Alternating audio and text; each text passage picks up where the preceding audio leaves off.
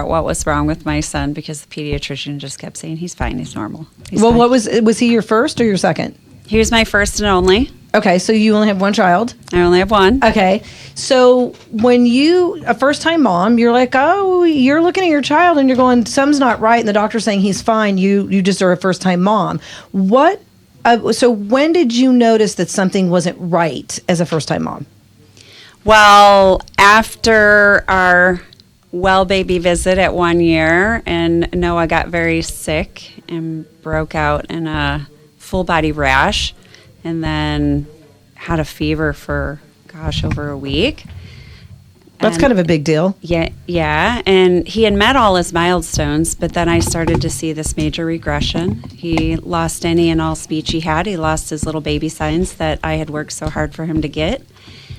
So you taught him sign language? I did. Oh, how cool. Dawn's sister-in-law taught her kids sign language. Yeah, we used to go to the little mommy and me sign language classes, and Noah did really well. He crawled early, he walked early, he met all his milestones, and then he started to lose some motor skills. He lost all his speech, he lost the sign language, he lost eye contact, and it was like lights went out in my little boy. So what happened? So he didn't just wake up one day without this. So it happened because? So he went in for his 1 year well baby checkup. He received the MMR and varicella vaccines. And within 24 hours broke out in a full body rash. And she told me it was a rash. And now I know that it was actually measles. So my son got measles from the vaccine. Oh, wow. And he ran a fever for over a week. He didn't die from getting the measles, by the way. Yeah, because I was like, oh, you're going to die from the measles. I had the measles when I was a kid. My sisters had it. I think I had it, too. We had the chicken pox. I think we had the chicken pox, not the measles. We had scarlet fever, so. We had all of it. It was, back then. And we all survived it. We did. And they didn't have vaccines for those things, or they did, or I don't know. They weren't what they are today. So basically, you're saying you believe your son was vaccine injured. I do. Okay. Mm-hmm. I just want to clarify it, because that's what your book says. Yeah. And so you fought with your doctors, and so he was a year old, and so for a year to 3, you fought with your pediatrician, or you just said something's not right? No, I just kept saying something's not right, and she just kept saying it's normal, and I said, well, my son is regressing, and she said, oh, that's normal. They regress, and then they progress. By the way, it's not, we all know it's not normal for your child to regress, to gain all those skills, and then to lose them all. But my story isn't a story of my own. Right. It's not original. It's a story of thousands of parents. Unfortunately, it's more than thousands. Yes. It's hundreds of thousands, millions of parents. Yeah. The autism rate is gone up. I mean, they're saying now 1 in 3 children have some spectrum of autism. Yes. Yet they don't have it in the Amish community. And then peanut allergies and asthma and everything else that's running rampant. Cancer, all those things weren't running rampant. We were able to take peanut butter sandwiches to school when we were kids, right? Yeah, I did. I still eat peanut butter. Yeah. Now you can't take peanut butter out in a public place because somebody could die. You can't even take it to school. Yeah. Your kids cannot take a peanut butter and jelly to school. No, and I don't open up I take nothing peanut on a plane because you never know who could have those really sensitive allergies. Well, I think a lot of people thought that it wasn't real. And then I think, when you see these kids that are having these, we need an EpiPen, you're like, I guess it's real. And I remember going through that with some of my clients as a manicurist, that their kids would have these allergies and people would poo-poo it off like it was no big deal until all of a sudden they saw this kid and they're like, did you have nuts in the house? Well, we have a tray of almonds, but you said peanut butter. And the kid's like, we're off to the emergency room. See you later. Yeah, so there's so many different things. Right. All the health issues, the severe allergies, all of it. We didn't have a lot of that when we were kids. Yeah. And now it's everywhere. It's the number of health conditions that are plaguing our children is just ridiculous. What did you do? So you realized your son was regressing and we need to fix this. So you've got a pediatrician that's telling you you're crazy. There's nothing wrong with your son. And you're like, I've got instincts as a mom and there's something wrong with my son. Right. And your husband's in agreement with you, obviously, because he's seeing the same thing you are. And you're like, he's not doing what he should be doing at 3. So I was like, well, I thought maybe he needed to be put in preschool and be around other children and communicate with other kids instead of, his 2 adult parents, because he was technically an only child. And so I put him in a preschool. First preschool said, your son has some special needs, and we really recommend that you have him evaluated at the regional center. And I said, okay. So I had him evaluated at the regional center. It was horrible evaluation, by the way. The evaluator was very frustrated with my son, and he's running around, he's flickering on the lights, he's not paying attention. So she's getting really frustrated, and I'm like, you're in the wrong career field. Yeah, no kidding. Right? So afterwards, I said, can you tell me what you think might be wrong with my son? And she looks at me and she said, I don't know. He won't sit still, so he either has autism or severe ADHD, but I'm not a clinical psychologist. And she walks out. I swear I could have stuck my foot up her you-know-what. I'm like, you don't just say that to a parent and walk out. Right. You don't. And I'm like, I'm never going back there again. Forget this. So I put him in a different preschool. I said, well, we'll try a Montessori school. They kind of make him engage a little bit more. And oh my gosh. And then he was being abused by other children. And then I went to the owner, who was actually my husband's client. And I said, this really needs to be addressed. I said, this little girl has abused my son because he won't play with her because he just wanted to sit in front of a fan and watch it go round and round. And so he was being bit and scratched, and she's like, your kid has special needs and doesn't belong in my school. Now, the little Detroit girl in me wanted to come out, but I'm like, I'll tell you, there are many times in this journey where I had to stuff that little girl so darn deep. And I'm like, I'm leaving. I'm taking Noah with me. And I walked into my husband's office with Noah. I'm crying. I'm ready to put my head through a wall.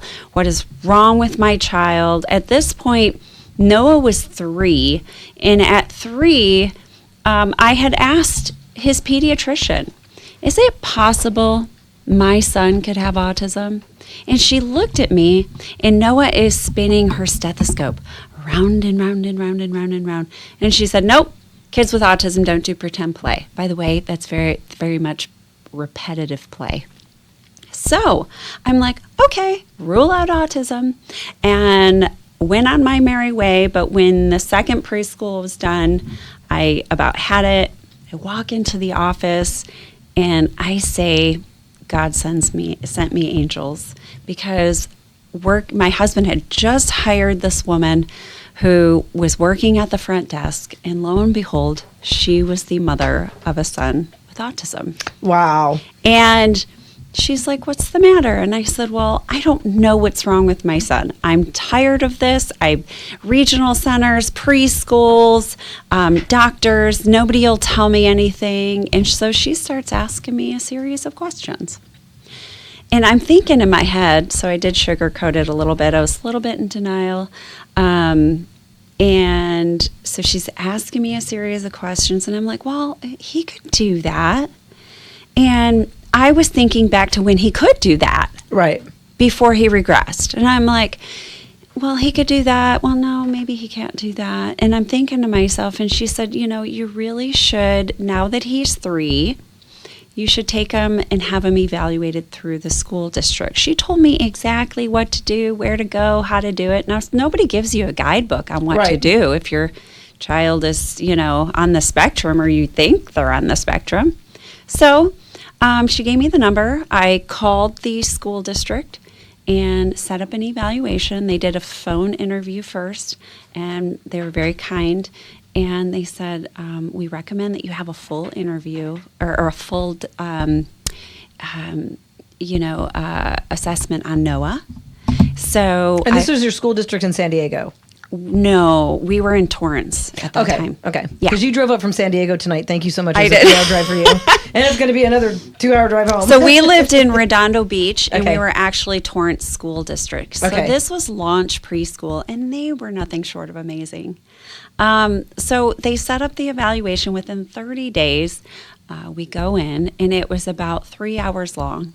So Steve and I sat with the child psychologist. We answered a series of questions, and then there was a speech pathologist, a physical therapist, a special education. And where's your son at the time? Is he running around? He's with them. He's with okay. all the other therapists. So Okay.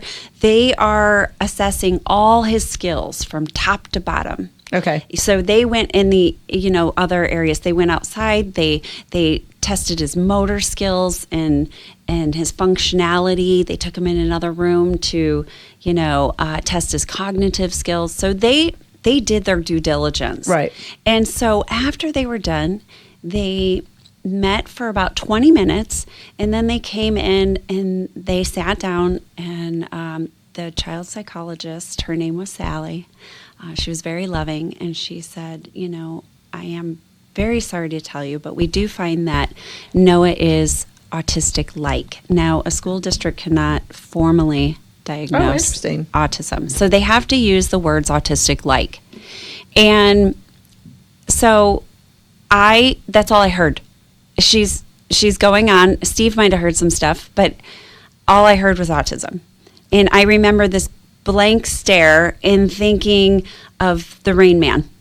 That's all I know. So my idea of autism was Dustin Hoffman's character in the Rain Man, and I'm like, I don't know what to think. Right. And so I'm in a blank stare. I didn't hear a word she said, and then I remember when I got home that she called us, and she's like, I know this is hard news. Is there any way I can answer any questions for you? And I'm like, I don't know. So they got Noah all his services. So he Okay. was enrolled in their preschool. He started their services. And when they gave me that report, she told me to take that back to the regional center to have him formally diagnosed. Now, before then, here I am. Right after the evaluation, I had to go back to the office again. Angel number 2 walks into my life. So I already knew him. His name was Dr. Joshua Burka, still is Dr. Joshua Burka. And he has endorsed your book. Yes, he has. Wonderful doctor. He is actually the medical director for Beamer. I don't know if you know. No. So it's a electromagnetic therapy mat. Well, I was part of the Beamer study 20 years ago. So I saw him walking down the hallway. Dawn, aren't you familiar with that, Matt? No? No. Okay. So it's been around for a while. It was one of those first therapy mat. And so anyways, I'm walking down the hallway. He's walking the other way, and he was my naturopathic doctor at the time. And he sees me in the hallway, and I'm just bawling like a baby. And he reaches out and gives me a hug and says, "What's the matter?" And I'm like, "Well, Noah was diagnosed with autism." And he steps back, he looks at me, and he says, "Noah will be fine. You need to go home and you need to do your research because doctors are making great strides with biomedical intervention." Now, at the time, I had no idea what the heck biomedical intervention was, but I was game. So I sucked the tears back up into my eyes because that's what my mama taught me to do. And I went home, and I had to hurry up and get my PhD overnight in how to heal my child, because there's what they call early intervention. Mm-hmm. And I had to act fast because Noah was, he was already 3.5 at this point. And he had gotten the vaccine at 1. So he got all his vaccines up to age 3. Oh, so... Yeah, I didn't know any better. No. But I mean, so when he started regressing, how old was he? That was his 1-year vaccines. That was the MMR and varicella. Okay, so at 1, he had started to regress, and now he's 3.5. So you're 2.5 years behind that early start. Yep. Okay. So I had some work to do. So I went home. I started researching. I ordered as many books as I could. Sounds like Dawn. I know. Yeah. So I ordered as many books as I could. I started reading, and back then, you could Google healing autism, and you could get some great information. Right. You can't do that anymore. Right. So They've pulled everything I off say, Google. please don't attempt that. Read a good book or two. There's many books out there now. So you read these books, and then you. So I did, and I immediately started Noah on a gluten-free, dairy-free diet. So I knew to start that. And then back then, they had what you call DAN doctors. They followed a Defeat Autism Now protocol. And they used to host conferences under Autism Research Institute is the nonprofit organization. And they would be like DAN certified doctors, training these doctors to address the underlying biological conditions associated with autism to get these kids as functional as possible. Not to change or cure them, by the way, right? But to get them functional as possible. So I am like, all right, I got to find a DAN doctor. All right, so I start researching all the DAN doctors. Now, during this time, my husband fights against big insurance, and big insurance fights back because they can get pretty ugly. And so he wound up on the front page of the LA Times. Now, is he an attorney? No. No, so, okay. He was a restoration contractor back then. Okay. So, but he never worked as a preferred vendor for insurance companies. He was independent. Okay. So he would tell people how to actually get paid on their claims, right? I have a contractor like instead that. of deny. That's what preferred vendors do. Deny. If you've ever seen The Incredibles, remember The Incredibles? No, but he probably saw it. Okay, do you remember The Incredibles where he's sitting there with the old lady and he's like, "This is what you got to say," and he's whispering it, and I'm like, "Oh my God, that's like totally my husband." So, anyways, he wound up in a smear campaign and on the front page of the LA Times, and for exposing big insurance and the state of California insurance commissioner at the time, who was Steve Poizner, and for fraud and collusion. Right. Because during the fires in Northern California, and I think it was 2007 or 2008, they were telling them to just vacuum up that smoke and ash, the carcinogenic stuff that's just laying around your house. Just vacuum it up, by the way. So he went on the news and exposed them for fraud. And then they came gunning for him. So in the same year that Noah was diagnosed with autism in 2009, my husband was also on the front page of the LA Times in a smear campaign. And so when I'm looking for a DAN doctor, I'm thinking to myself, oh my gosh, these doctors are expensive, and they were price gouging. So here comes my hero, my naturopathic doctor again. And he's like, let me assist you in finding the right doctor. So he called all the DAN doctors in LA County. They heard your last name and said, "We're out." No. And he asked them, what labs are you using? What protocol are you doing? What tests are you running? And how much do you charge, by the way?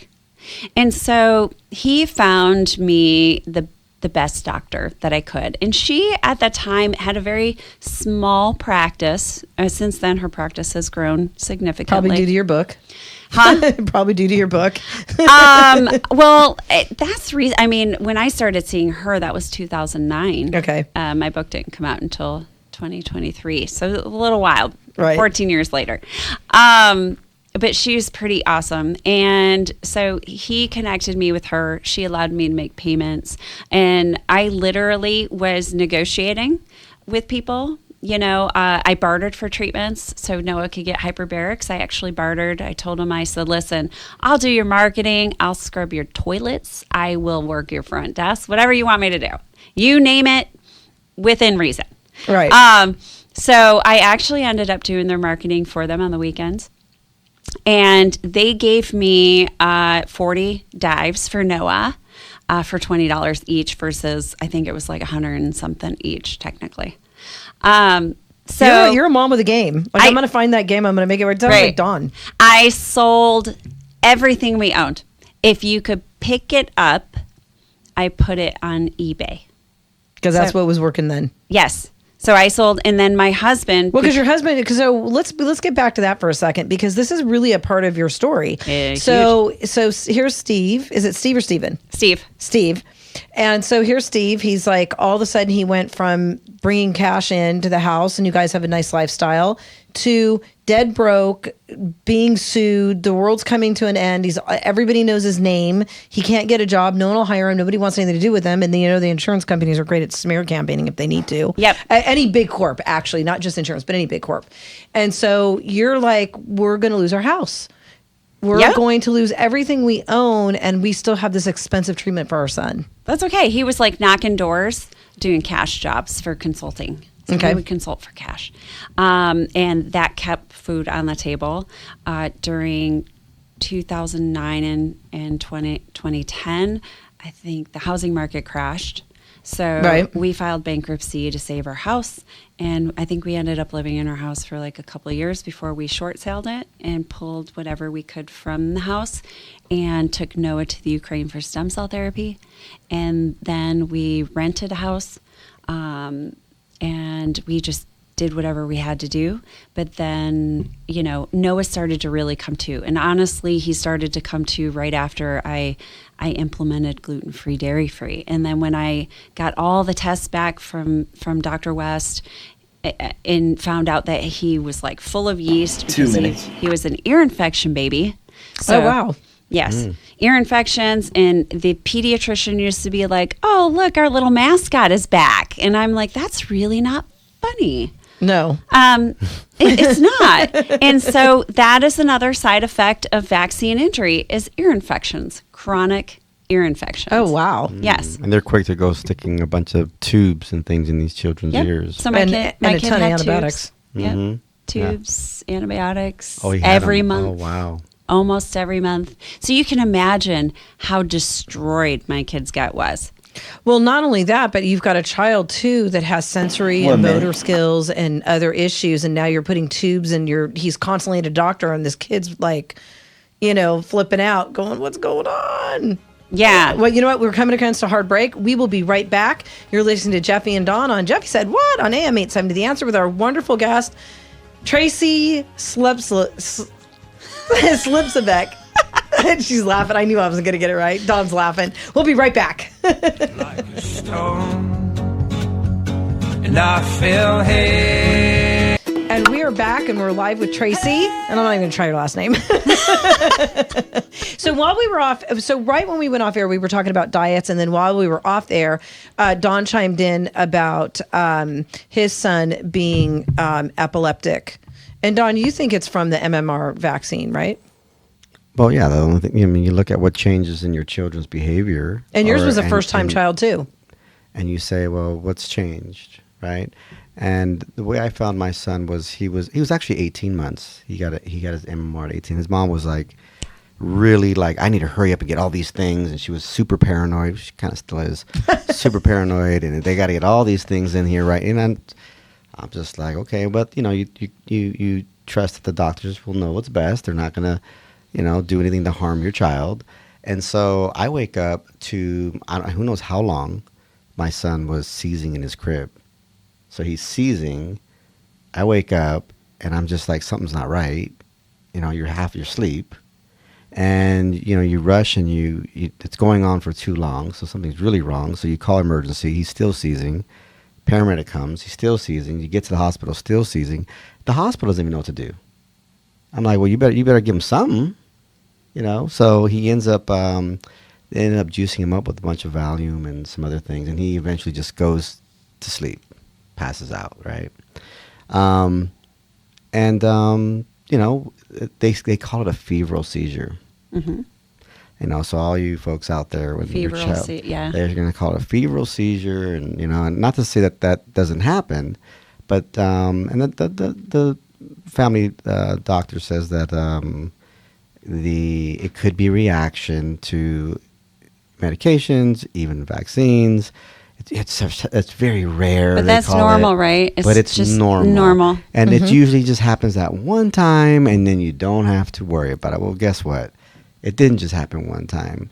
It happened again when he was riding a bike around 5 years of age, and he completely just eats it.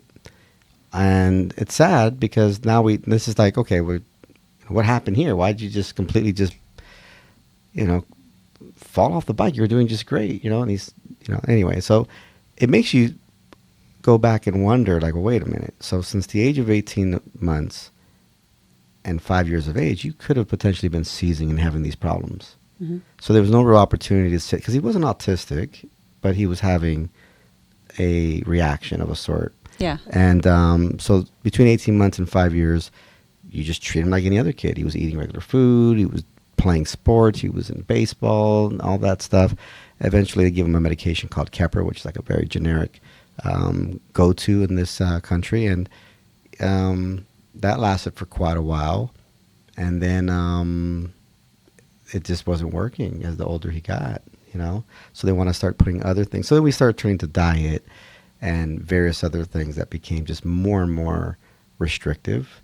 Because he'd noticed, especially things that had MSG, it's a stimulant, so that would just automatically it was like, what is it about Chinese food, kid, that you Food just colors, can't, dyes you are can't big. do the Chinese food? And I mean, yeah. So that was the first thing. Like, Google what's in Chinese food. It says MSG. The first thing that comes up is like MSG is the most popular thing in there. And so but you have to think a little bit deeper. It's like, okay, what does MSG do to everyone? It's a stimulant, and it's affecting neurological pathways, and so yeah, you guess But anyway, it's a constant thing that even to this day, he's 19 years of age. He was in the hospital, had almost 5,000 seizures the end of 2023. We thought he was just going to pass away because it was just too many seizures. That's the seizures I was talking about. Is how many he was having. They have a terminology for it where you just end up in seizures forever until you die. It's epileptus something or another. I don't know, but yeah, I mean, and he's on 4 different seizure medications, which statistically speaking shouldn't be the case. In other words, it's very rare that 2 medications control epilepsy. Mm-hmm. And it's even more extreme if 3. And 4 is just like, in my opinion, it's almost malpractice, because I'm sitting there like, and he needs to take these 4. Okay. But until we get the underlying issues dealt with, it's been diet, it's been exercises, it's been, blood tests, and now it's talking to people who deal with vaccine injury at this point to see what else are we missing and what else could they recommend. And so Tracy is the angel that walked in Dawn's life right now. I know. So there's this amazing doctor that I've just connected with, and he's actually one of my sponsors. So he just recently became my platinum sponsor for my conference. And his name is Dr. Goodnow, right? And I'm ordering this drug, by the way. It's not even a drug; it's a vitamin of some sort. Yes, it's a supplement. He has a patent on it. Mm-hmm. So he's got a PhD in neuroscience, in pharmacology, and some other things. He's just brilliant. He's brilliant, but he has literally saved lives, and he has assisted people with seizure disorder, with ALS, MS, Parkinson's, Alzheimer's, dementia, autism, stopping the regression of those neuro regressive disorders, right? And also brought back some of their ability to function, right? To get them to a functionable state, not curing or anything, but what he has done is, oh my gosh, nothing short of amazing. So, and it's through a supplement. So I've never heard of a supplement doing what this supplement does. Well, like this, I'm ordering it. Which was interesting. What was interesting was, for my son, what was interesting is that he was actually twice seizure-free, which if you're seizure-free for 2 years, they start weaning you off to see how you're going to do without the medication. Mm-hmm. So 2 times that happened. And then all of a sudden, things went haywire. So I say, boys meet girls. They have they want to experiment with kissing and all that stuff. He ended up actually with a herpes type of thing on him, and that also affects the nervous system. Yes. So he has a nervous system that's compromised, and now it's been you know, going through this whole other phase of stuff now. It's added complexity to his health situation. Right.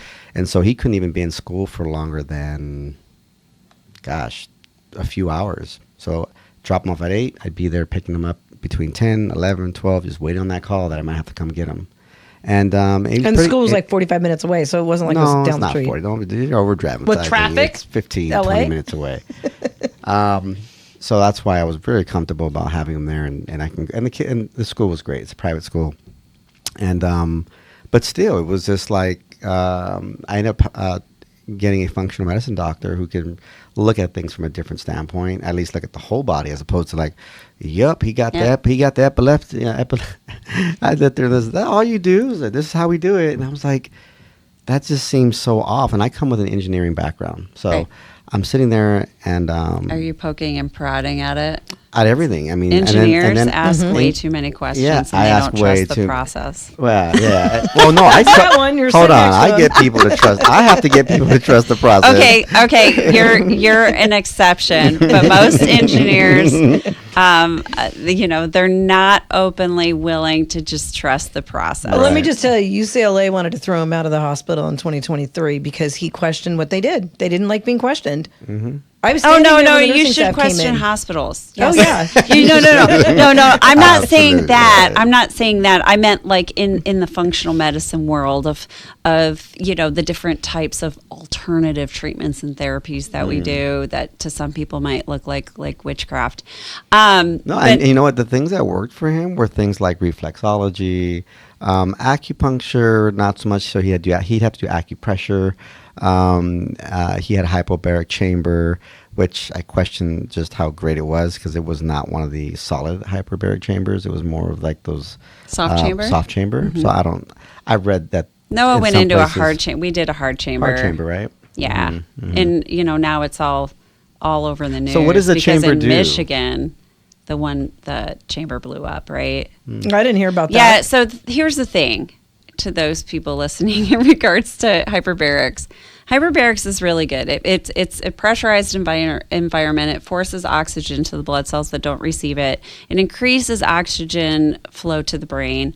But if you're going into a chamber, you don't want a chamber that oxygen is being pumped into the whole chamber. It should go into a mask that is over the person's face or a hood.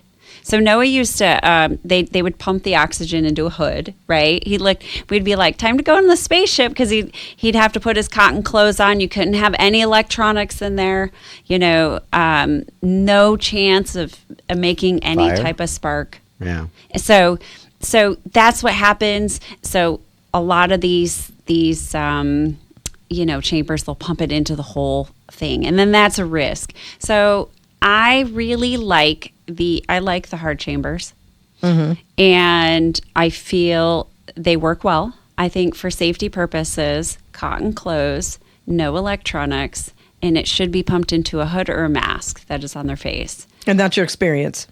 That is my experience and my knowledge. Okay. And Noah did hyperbarics. We spoke about that, and it really made a huge difference. But this is what I say: when it comes to children, you have to be careful because they have to be able to clear their ears. If not, you can damage their eardrums. Noah had tubes in his ears, so didn't have to worry. That was actually a blessing in disguise. He was able to do hyperbarics and didn't have to clear his ears. So what was the progress through your experience with all these various treatments? And I mean, because everybody's story is different, and I'm sure a lot of listeners are wondering, since there's such a huge amount. Where is he at now compared to where he was? Yeah, how yeah. So Noah was So where was he at? non-speaking. Right. Cognitively, lights were out. Repetitive play, not sleeping. The kid didn't sleep until I literally spent a year cleaning out his gut. From all the dairy and all he, the... a lot of sensory disorder. No eye contact. Struggled with affection. Didn't like to be touched? No, he was okay with me and his dad. But Other people he wouldn't go near. No. But with me, oh my God, Noah was attached to me when he was a child. Like he was like my shadow. I loved it. I loved it. I'm like, this is going to end someday, and I'm not going to like it. So, because we're running up the clock here on time. So, where is he today? Today, he is 19 years old. He's fully functioning. He can take care of himself. He can drive. He works full time. He can travel all on his own. He's independent. Isn't he going to Japan? He is a bit of a slob, but he is 19. And he is a boy. Yes. He's going to Japan this summer with his friends for 3 weeks. Woohoo. They're getting their own place. Noah can already travel on his own. He's traveled, he's flown by himself, and he's traveled internationally with us, and I've had him do everything. I'm like, okay, go ahead. I just want to make sure that you can do this on your own. So we prepared him last year for his trip this year. He has been working like nonstop. What does he do for a job? So he does food deliveries for Uber Eats, and because he doesn't like working in busy places, so he does get a little bit of sensory overload sometimes. But other than that, he's normal functioning. And I believe his diet has changed his sensory. It has made his sensory stuff bad, right? Because for years, Noah didn't have gluten, dairy, sugar, all those things that now that he's working, he makes his own money and all that stuff. I was going to ask you, so how has he changed his diet? Oh, dear. Here's a mom. Oh, dear. Oh, dear. All the work I did on you. We had a come to Jesus moment last year, and he was pretty up there. And I was devastated, and so was Steve. So we're like, listen, Noah, what can we do to convince you that right now what's going on in your life is not healthy, and it's going to lead to some severe issues, mainly type 2 diabetes. And so we got him a personal trainer. He works out 3 days a week. He's lost about 40 to 45 pounds. Oh, wow. He'd put some weight on. Oh, yes. And he likes his trainer. So that works really. So he likes working out. So he goes faithfully. And I think it's mostly because he's so sedentary. And then even when he's working, he's technically sedentary. So other than going to the gym, it's like. But how does it, so for his diet, I mean, Dawn's son is really adamant about his diet. I can't have that. I can't eat that. How was it cooked? What kind of oil did you use? I think Darren's situation might be a little different in the sense that Darren will actually feel electrical shocks, stimulation in his head. Ooh. So it's like, I don't know. It's one of those things that before he wasn't able to really tell you when he was going to have a seizure. It would just happen. You're like, oh my God, what's going on? Clearly, he's having a seizure, but he wouldn't know when they were coming. And then all of a sudden, he could kind of sense or feel, and he was making connections with certain foods and certain things. And so, I'm curious with the gut cleaning, because we went to using like, is it psyllium husk or type of natural fiber? Right. Is that kind of the stuff the kind of methods that you were using, or is it just that you were just changing the diet in such a way where like you were making it productive for the gut flora and the gut biome? So when we first started, initially we started with gluten-free, dairy-free until we got all his tests back.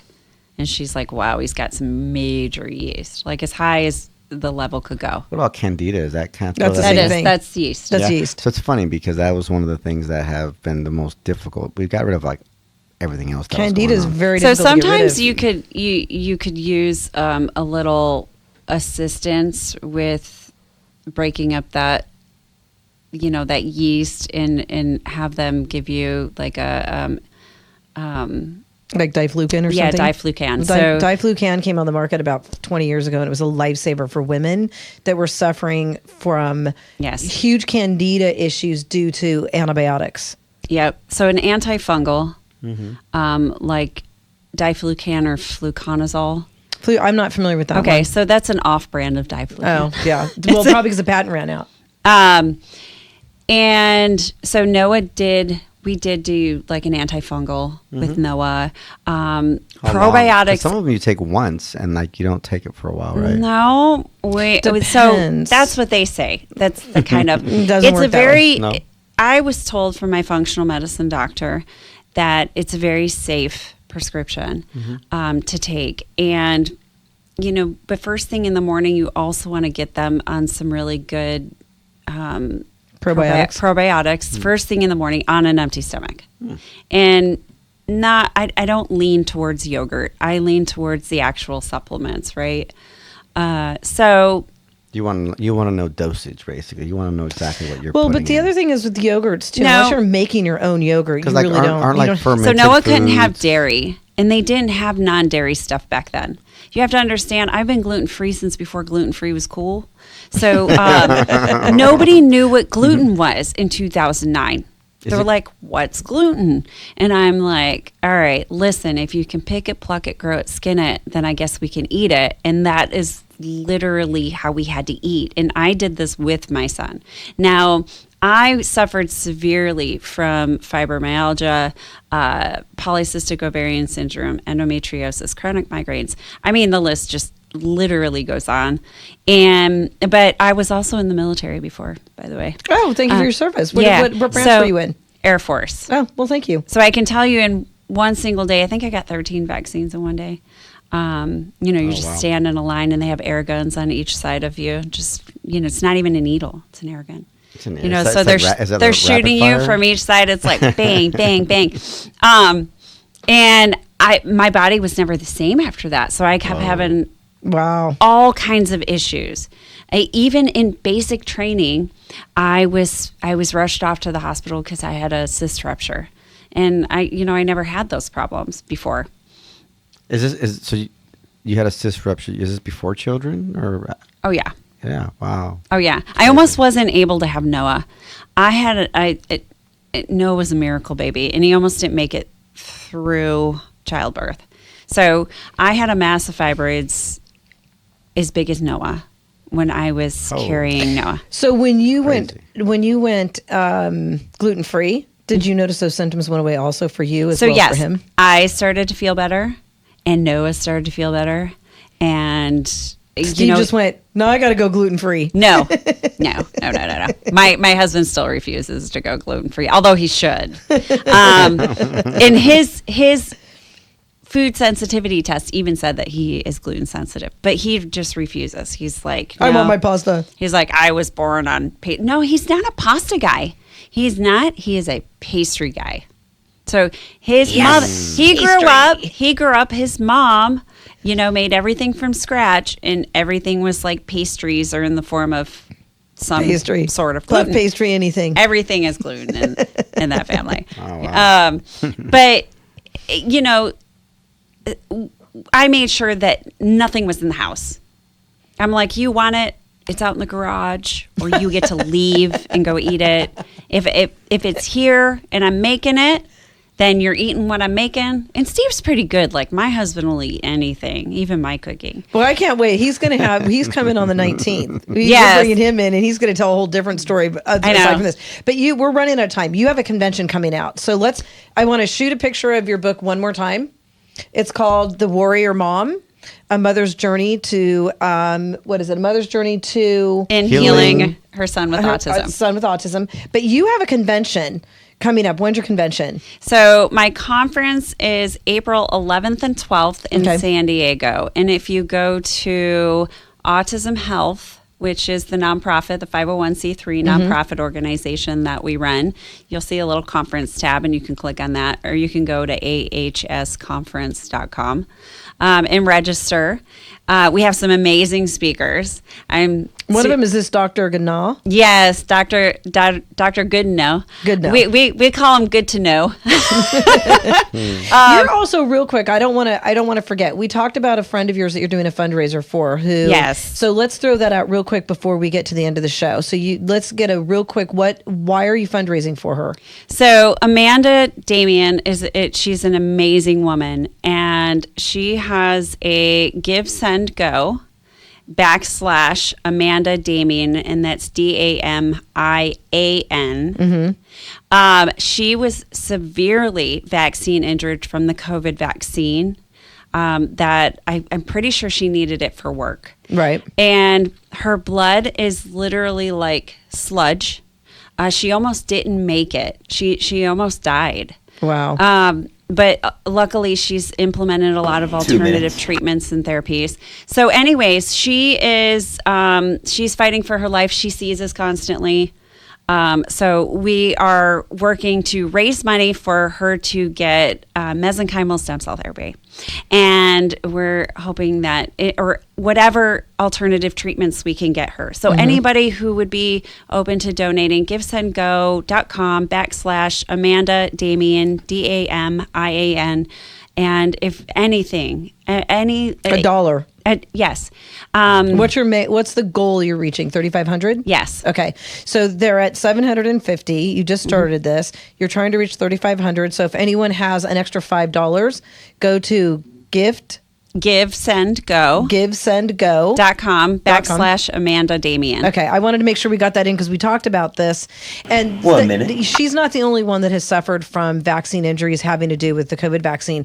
We had Joey of Lucy's Pets Foundation who came in, and he is going to come on and talk about the loss of his wife and having lost her to bad medical care in hospitals and the whole nine. So vaccine injuries are happening to everybody. And again, you've got to go get the book Warrior Mom by Tracy Slepcevic. And we're going to have Steve Slepcevic on the 19th, and he's going to talk about something completely different having to do with actually the fires. But you guys are a super active family, I got to say. It's great to know that you can heal your children from these vaccine injuries. First of all, you need to believe it. Yes. You have to believe it down to a cellular level, whether you're healing yourself or you're healing your family. You and Dawn do the same way. And then trust that God will always send you angels. Yes. And with that, we're at the end of our show. You're listening to Jeffy Said What? With Dawn and Jeffy on AM 870 The Answer and our wonderful guest, Tracy. And thank you so much for driving 3 hours here because now you got to turn around and go all the way back for a 1 hour show. But we can't wait to see and hear more about you. It only takes me like 2 hours to get back. Well, thank you for making that drive. Absolutely. And my you know pleasure. what? We will see you all next week. And we have Dr. Shannon Kroner coming on, and she's got a brand new children's book. We can't wait to share it with you. Super exciting. Yes. I will wait for you.